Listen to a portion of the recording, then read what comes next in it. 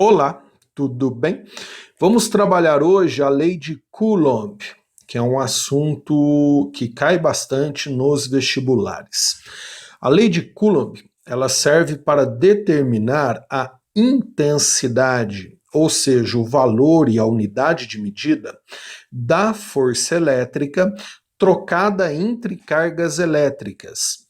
A lei de Coulomb é a mesma para a força de atração e para a força de repulsão. A lei de Coulomb, inclusive, não conta se é atração ou repulsão. Ela é igual para os dois casos.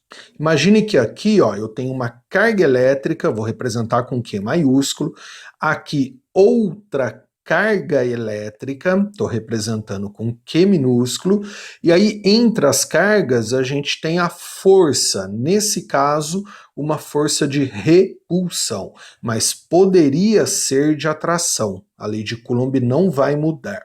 Como é que eu calculo a intensidade dessa força pela lei de Coulomb? Essa é a lei de Coulomb. Você vai fazer intensidade da força igual a um K, que é uma constante, vezes módulo de uma das cargas, vezes módulo da outra carga, dividido por um D ao quadrado, sendo D a distância de centro a centro entre as duas cargas que estão criando essa força elétrica. Repare bem, aqui eu começo a chamar a sua atenção para os erros mais comuns, que aqui a gente está usando um módulo. Então você não usa o sinal das cargas aqui na conta. É módulo. Então, mesmo se as cargas forem negativas, ou uma delas negativa, você não usa o negativo aqui. E o D, reparem bem que o D está ao quadrado. Tem gente que esquece aqui, esse quadrado do D. É a distância de centro a centro entre as duas cargas. Aqui estamos calculando um valor de intensidade usando as duas cargas. O que quer dizer isso? Quer dizer que a intensidade vai ser igual para as duas forças. Então, por exemplo, se eu calcular aqui, vou chutar um valor e der 10 newtons, quer dizer que essa força tem intensidade 10 newtons e essa força também vai ter intensidade 10 newtons. Afinal, essas duas forças, elas constituem um par ação e reação, lá da terceira lei de Newton, ou seja, a intensidade que você calcula aqui é igual para esses dois vetores. E por ser um par ação e reação, vai estar uma força atuando em um corpo, outra força atuando no outro corpo, por isso que você não pode anular as duas forças e falar que a resultante é igual a zero. Afinal, elas atuam em corpos, em cargas diferentes. Você nunca cancela ação com reação. Isso você aprendeu lá na mecânica, na dinâmica, na parte de leis de Newton. Uma dúvida que sempre aparece agora é por que eu coloquei esse menos aqui. Na verdade, isso não é dessa aula. Isso aqui é da aula sobre vetores. Isso aqui é uma notação vetorial.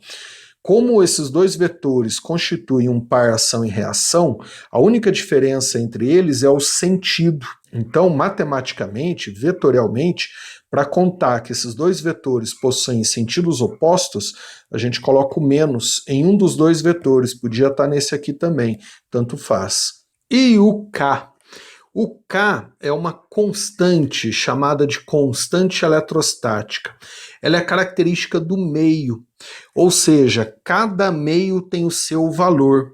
É o meio onde as cargas estão inseridas. Que meio está ali ao redor das cargas? Aí um valor você tem que saber de cor, decore, tá? Que é o K do vácuo, que é de 9 vezes 10 à nona, em unidades do sistema internacional. Ou seja, a força vai ser dada em Newton, a distância em metro e as cargas em Coulomb. E, por favor, decore esse valor, que é o do vácuo. O K do ar é muito próximo do vácuo, praticamente igual.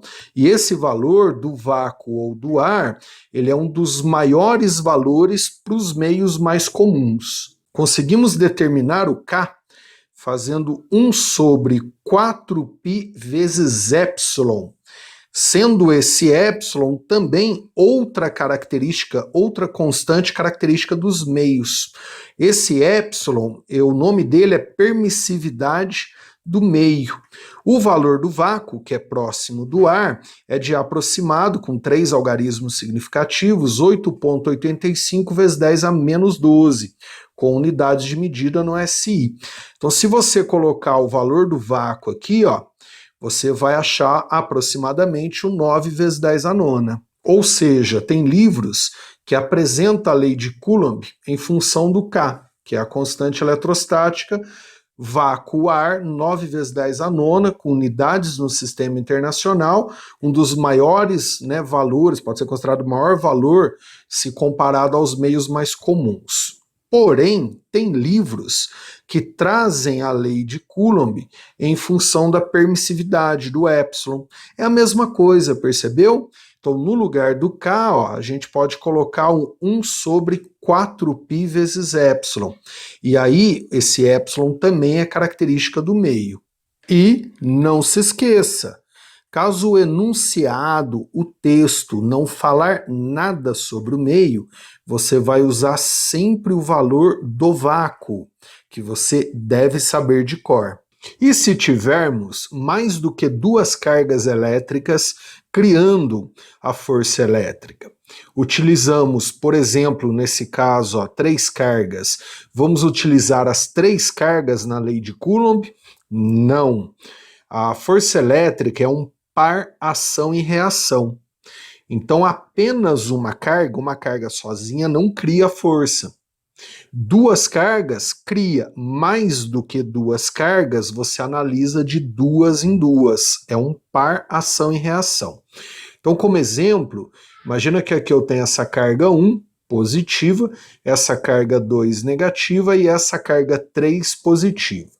Aí, se você aprender a analisar para 3 cargas, tá? Você consegue analisar para qualquer quantidade. Você vai analisar sempre de 2 em 2. Então, vamos lá.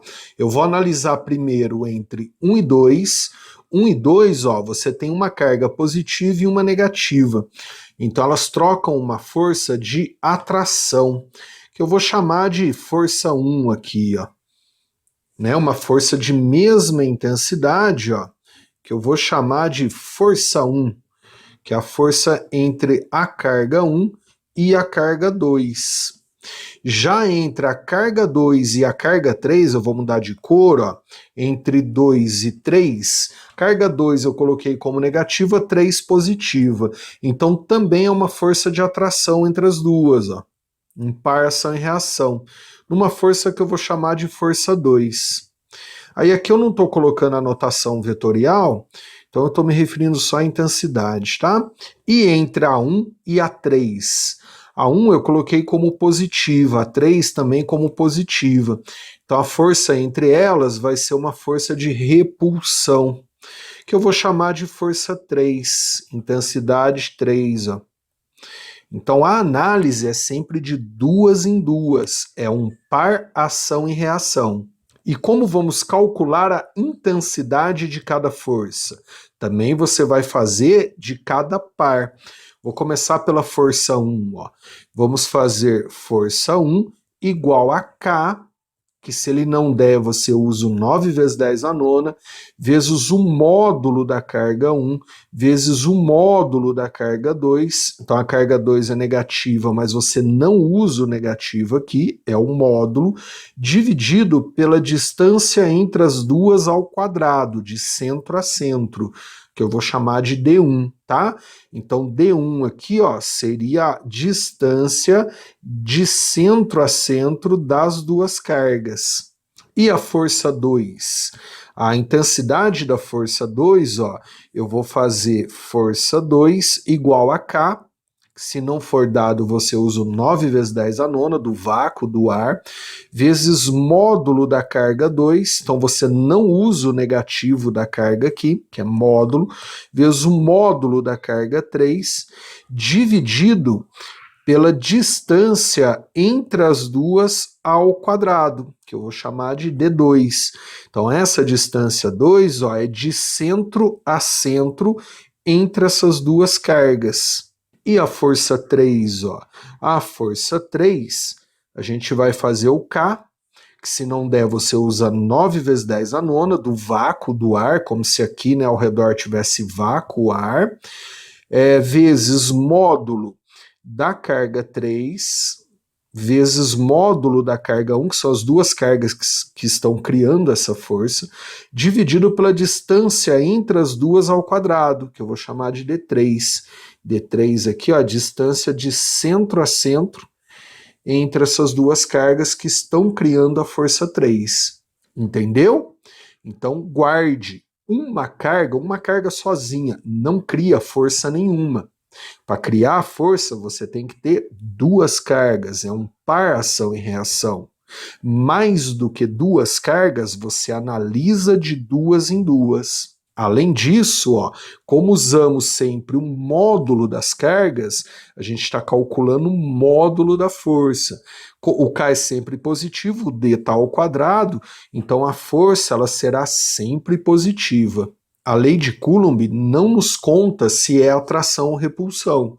Aí você tem que olhar o sinal das cargas envolvidas para determinar a cada duas cargas se é uma força de atração ou de repulsão. Uma dificuldade muito comum é quando o exercício pede para calcular a força resultante. Força resultante não é um assunto dessa aula. Na verdade, força resultante você deve ter aprendido lá na aula, no curso sobre vetores. Então é importante assistir a aula, o curso de vetores, para determinar a força resultante.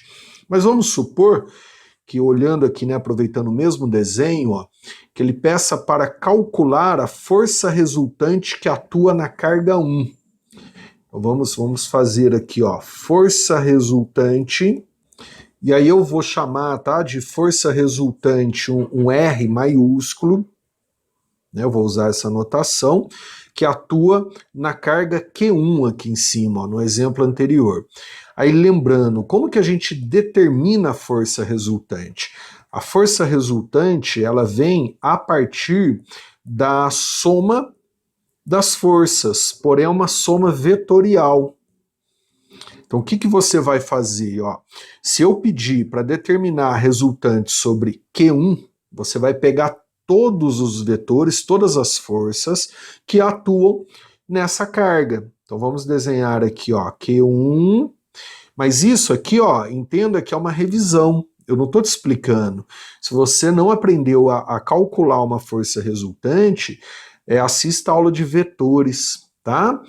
Então, ó, Q1, eu tenho a força 1 e a força 3 atuando, ó, vou fazer com as mesmas cores, ó.